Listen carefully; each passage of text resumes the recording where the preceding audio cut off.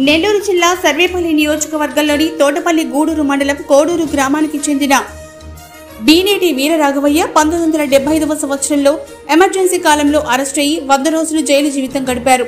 Emergency విధించి 50 సంవత్సరాలు పూర్తి కావడంతో శుక్రవారం ముత్తుకూరు మండలం బండ్లపాలెం గ్రామంలో భారతీయ జనతా పార్టీ అనుబంధ శ్రేణులు ఆర్ఎస్ఎస్ ఆధ్వర్యంలో ఘనంగా సన్మానం నిర్వహించి అభినందనలు తెలిపారు. అంగవైకల్యాన్ని కూడా లెక్క చేయకుండా కర్తవ్యం నిర్వహించిన వీర రాఘవయ్య స్ఫూర్తిని ఆదర్శంగా తీసుకోవాలని వక్తలు కోరారు. ఈ అభినందన సమావేశంలో బీజేపీ రాష్ట్ర కార్యదర్శి కందికట్టు రాజేశ్వరి, సామాజిక సమరసత రాష్ట్ర ప్రతినిధి కోడూరు సత్యం, మహిళా మోర్చా కార్యదర్శి Ganta Vijayasri, social media convener Monikadevi, Seva Bharati ప్రతినిధి వి మాధవరావు, విశ్రాంత వింగ్ కమాండర్ వల్లూరు శ్యాంప్రసాద్ తో పాటు ఇతర ప్రతినిధులు వి సావర్కర్, జి అశోక్, సిహెచ్ ప్రవీణ్, నరేష్, వెంకటేష్, ప్రతాప్, ఈశ్వర్, నవీన్, దయాకర్, యాదవ్, భార్గవ, చక్రాల ఐశ్వర్య, బీనేటి వెంకట శేషయ్య తదితరులు పాల్గొన్నారు.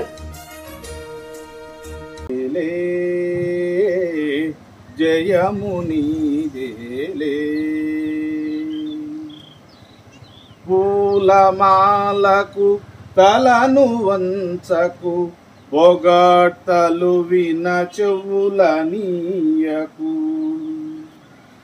పూలమాలకు తలను వంచకు, పొగడ్తలు విన చెవులనీయకు.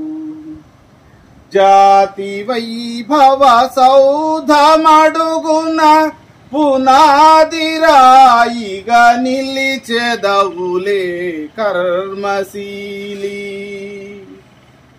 కర్మశీలి ధన్యజీవి, జయము నీదేలే, జయము నీదేలే.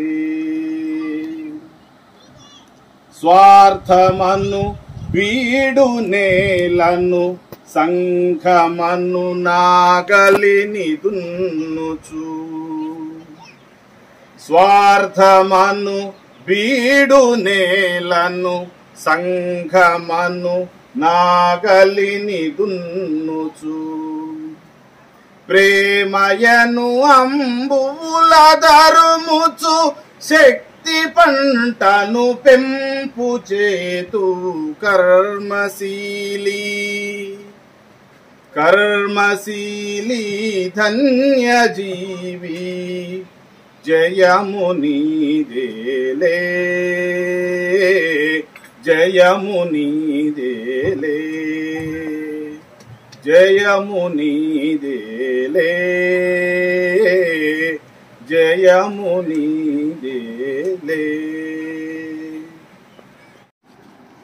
ఈరోజు ప్రధానంగా ఆనాడు 1975లో జూన్ 25 అనుకుంటా ఎమర్జెన్సీ ఇచ్చిన తరుణంలో చాలామంది ఆర్ఎస్ఎస్ ఆధ్వర్యంలో పెద్ద ఉద్యమం జరిగింది.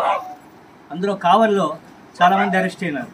అందులో ఈ అబ్బాయి వీరరాఘవయ్యకు చిన్నప్పటి నుంచి కాలు బాగుండేది, మధ్యలో పోలియో వచ్చేసి అయింది, కర్ర పోటేసుకొని నడిచేవాడు. అనేక కార్యక్రమాలు చాలా చోట తీసుకుపోయాను ఆయన, అనేక కార్యక్రమాలు. కానీ ఒక పట్టుదల, ఏదో చేయాలనేటటువంటి తపన. వాడిది పేద కుటుంబం అయినా కూడా ఈ సంఘ కార్యం అంటే దానికి ఎక్కువ. ఇంట్లో కూడా అరుస్తున్నాడు, ఎందుకు ఆయన కాలు బాగలేదు, ఎందుకు పోతున్నావు అంటే కూడా ఒప్పుకునేది లేదు. రాత్రి 12 గంటల వరకు ఆ కోడూరులో ఒక రచ్చ ఉండేది, ఆడ కూర్చొని మేమంతా మాట్లాడుకునేవాడు. ఆ రోజుల్లో బీజేపీ బంగారు లక్ష్మణ్ యొక్క ఎన్నిక. ఆ రోజుల్లో ఒక సైకిల్ ఉండేది, డొక్కు సైకిల్ అది. దాని మీద కూర్చుంటే దాంట్లో ఈ సున్నం ఉండేది, సున్నము డబ్బా ఒక కుంచె పోయి గోడల మీద రాసేసేవాడు. పోయి ఒక కొత్త కోడూరు అని అక్కడ పోయినాం. అక్కడ ఒక ఆయన వేణుబాబు వెంకటసుబ్బారెడ్డి, ఆయన తుపాకు ఉంది ఆయన దగ్గరికి. మేము అర్ధరాత్రి కూడా గోడ మీద రాస్తుంటే తుపాకి ఎత్తుకొచ్చాడు, ఎవరైనా దొంగలని. అప్పుడు నన్ను చూసి ఏమో మీరున్నారని చెప్పేసి ఆయన వెళ్ళిపోయినాడు. అటువంటి సందర్భాలు. తర్వాత ఉద్యోగాలు కూడా బొంగొట్టుకున్నాం. మేము పంచాయతీ బోర్డులో పనిచేస్తుంటే అక్కడ ఉండేటువంటి ఆయన గిట్టక మేము ఇందిరాగాంధీ ఫోటో అతికిస్తామన్నాడు. మాకు ఒప్పలే. ఆమె ఆయన ఆ ఉద్యోగం నుంచి కూడా మేము బయటకు రావాల్సినటువంటి పరిస్థితులు. ఆ రోజుల్లో అంత కష్టపడి పనిచేసి చేసినటువంటి వీరరాఘవయ్య చాలా ఇది. ఆయన కూడా ఇప్పుడు పేదరికంలోనే ఉన్నాడు, వాడి పిల్లకాయలు ఉన్నారు ఇక్కడ, వాడి కుమార్తె ఉన్నది. నిజంగా కాళ్ళు ఉండి అన్ని అవయవాలు సయోధ్యతగా ఉండేవాళ్ళు పోవడం కష్టం. దీన్ని దేశపతిలో ఒక చిన్న సంఘటన కావలి దగ్గర జరిగింది. ఈయనకు బేడీలు వేయాలంటే పోలీసులు తంటాలు పడేవాడు. అంటే ముందు వెనక రావడం అంటే వాళ్ళకి ప్రాబ్లం వచ్చింది.